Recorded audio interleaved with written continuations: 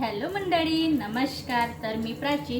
तर आज ह्या मंडळी हे बघा, माझ्या आईने ना मला भाजी पाठवलेली, म्हणजे आमच्या घरी वाडीमध्ये येते भाजी ही.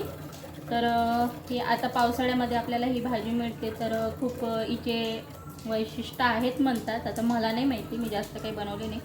तर या भाजीला आमच्या विदर्भामध्ये पातूरची भाजी म्हणतात.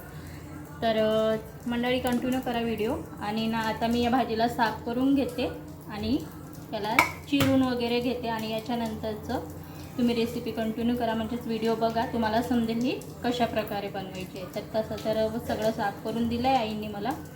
तर बघू आता याला आपल्याला वॉश करावे लागेल आणि बारीक बारीक चिरून घेऊया. ठीक आहे.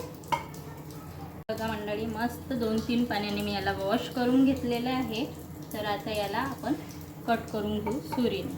ठीक आहे. तर आता माझ्याकडे चॉपिंग बोर्ड तर आहे नाही, तर मी याला ना मस्त खाली ठेवणार.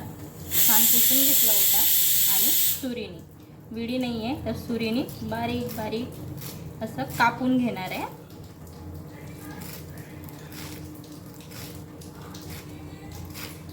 तर असं छान कापून घेणार आहे. आणि त्याच्यानंतर ही भाजी कट करून झाली की याच्यामध्ये ना वाळलेली मिरची, परत आपलं कांदा किंवा वाळली मिरची, सुकी मिरची नसली तरी आपण ना याच्यामध्ये आपली ओली मिरची म्हणजे हिरवी मिरची यूज करू शकतो. तर ही अशा प्रकारे आपण कापून घेतलेली आहे. तर काय ना मंडळी, हे बघा, अशा प्रकारे मी मस्त आपली हिरवी मिरची कापून घेतली. 2 कांदे घेतले छोटे छोटे. आणि ही आपली पातूरची भाजी. तर ही भाजी पण मस्त वॉश करून छान चिरून घेतलेली. आणि इकडे बघू शकताय तुम्ही, इकडे आपण ठेवली आहे आता कढई. तर कंटिन्यू करा व्हिडिओ.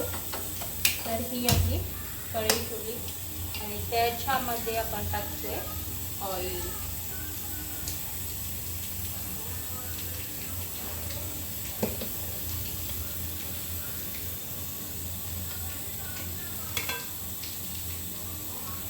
तर अशा प्रकारे आपलं ऑइल ठेवलंय आपण गरम करण्यासाठी. हे बघू शकताय. तर ते मस्त आपण ऑइल ठेवलं गरम करण्यासाठी.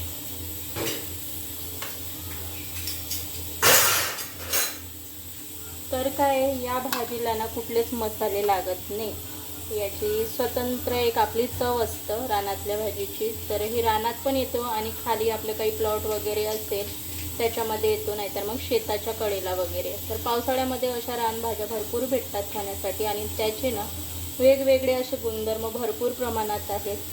तर मस्त याच्यामध्ये आपण मिरची जाणार, मिरचीनंतर आपला जातो कांदा आणि कांद्यानंतर ही भाजी. आणि त्याच्यामध्ये फक्त आपण जेवढ्या प्रमाणात भाजीत मीठ टाकतो आपल्या चवीनुसार, म्हणजे तेवढंच मीठ. बस एवढ्या याच्यामध्येच ना ही भाजी एक नंबर बनते मंडळी. बरोबर, आपलं बघू, चेक करू तेल गरम झालं आहे का.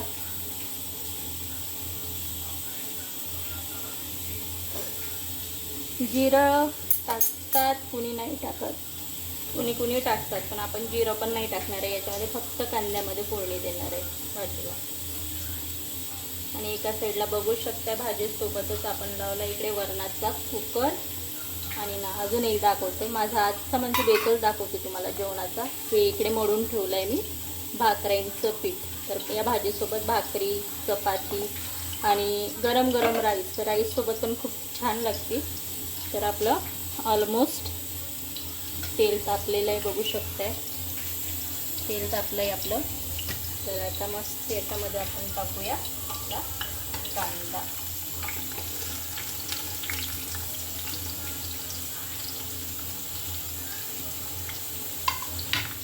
तर सोनेरी रंगाचा होईपर्यंत, म्हणजे जास्त पण असं कच्चं नाही आणि जास्त पण असं सोनेरी रंगापर्यंत एवढं काही फ्राय करायचं नाही. मोस्टली चांगला कुक होईल कांदा तोपर्यंत त्याला ऑइलमध्ये फ्राय करून घ्यायचं. बघू शकताय. तर काय ना मंडळी, बघू शकताय थोड्या प्रमाणात आपला कांदा हा कुक झालेला आहे. आता आपण याच्यामध्ये टाकूया आपली ही कट केलेली मिरची.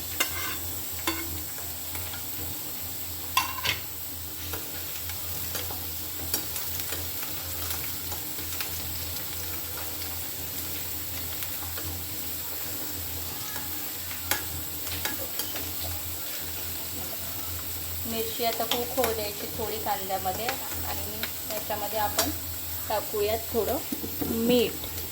तर मिठाने काय होणार, आपले कांदे आणि मिरची चिरण्यामध्ये थोडी मदत होऊन जाईल लवकरात लवकर. तर आपण याच्यात टाकतोय करीबन 1 चम्मच, म्हणजे तुमच्या टेस्टनुसार टाका तुम्ही. तर आम्ही एवढंच खातो मीठ म्हणून मी एवढंच टाकते. चला थोडं परत टाकून देऊ हे. तर टेस्टनुसार अकॉर्डिंग तुमच्या मीठ टाका. आता मीठ टाकल्यामुळे काय होणार बघू शकता, कांद्याचा रंग तांबूसर व्हायला लागलाय, म्हणजे केशरी. बघू शकता कांदा मस्त फ्राय होऊ द्यायचा याच्यामध्ये.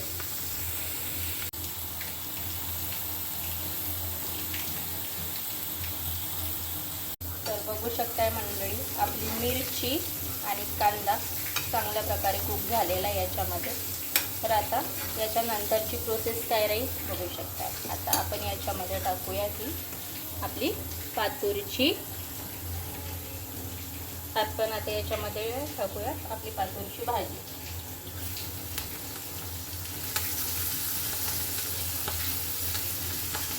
आपल्याला कट केलं तेव्हा असं वाटलं की भाजी किती जास्त आहे ती, पण शिजून ना मंडळी तो एवढीच भाजी होणार त्याची.